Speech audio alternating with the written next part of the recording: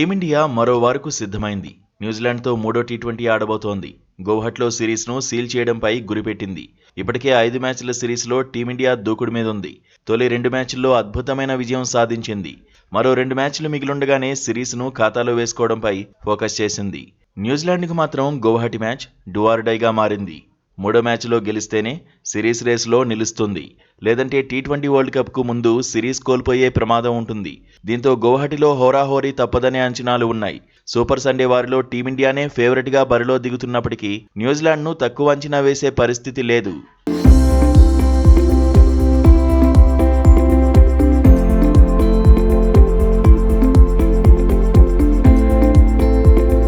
T20 world కప్కు ముందు team కాంబినేషన్ను set చేసుకునే పనిలో టీమిండియా ఉంది.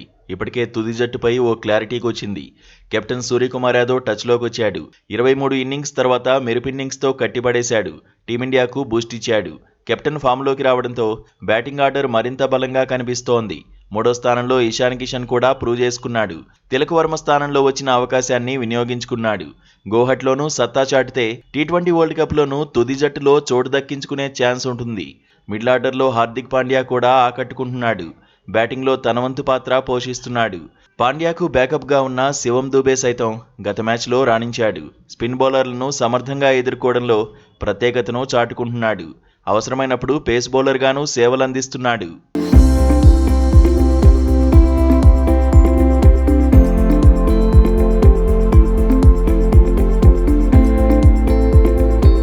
రెండో మ్యాచ్లో రింకుకు బ్యాటింగ్ చేసే అవకాశం రాలేదు. కానీ తొలి మ్యాచ్లో సూపర్ హిట్ అయ్యాడు. తుది జట్టులో తప్పక ఉండాల్సిన ప్లేయర్గా మారిపోయాడు. రాయ్పూర్లో ఆడిన జట్టునే టీం మేనేజ్మెంట్ కొనసాగిస్తుందా లేదంటే మార్పులేమైనా చేస్తుందా అనేది ఆసక్తి రేపుతోంది. గత మ్యాచ్లో జస్ప్రీత్ బుమ్రాకు రెస్ట్ ఇవ్వడంతో హర్షిత్ రాణా బరిలోకి దిగాడు. ఇప్పుడు బుమ్రా ఆడితే హర్షిత్ రాణా బెంచ్కే పరిమితం అవుతాడు. గత మ్యాచ్లో కుల్దీప్ యాదవ్ ఇంపాక్ట్ చూపించాడు. కానీ గాయం నుంచి కోలుకుని వైస్ కెప్టెన్ అక్షర్ పటేల్ వస్తే మాత్రం కుల్దీప్ యాదవ్కు తుది జట్టులో చోటు ఉండదు. స్పెషలిస్ట్ స్పిన్నర్ వరుణ్ చక్రవర్తి ఫామ్ కలిసి రానుంది. కానీ హర్షదీప్ సింగ్ గత మ్యాచ్లో భారీగా పరుగులిచ్చాడు. గౌహటిలో యువ పేసర్ నుంచి టీం మేనేజ్మెంట్ మెరుగైన ప్రదర్శనను కోరుకుంటోంది.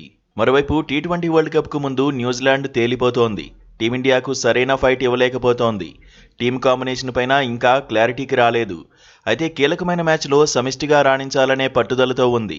ఇక గౌహటిలో పరుగులు పోటెత్తడం ఖాయమనే అంచనాలు ఉన్నాయి. టాస్ గెలిచిన జట్టు ఫీల్డింగ్ ఎంచుకునే అవకాశం ఉంది.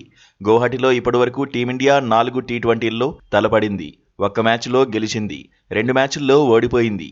మరో మ్యాచ్లో ఫలితం తేలలేదు. గౌహటిలో భారత్ న్యూజిలాండ్ మధ్య తొలిసారి టీ20 జరగబోతోంది.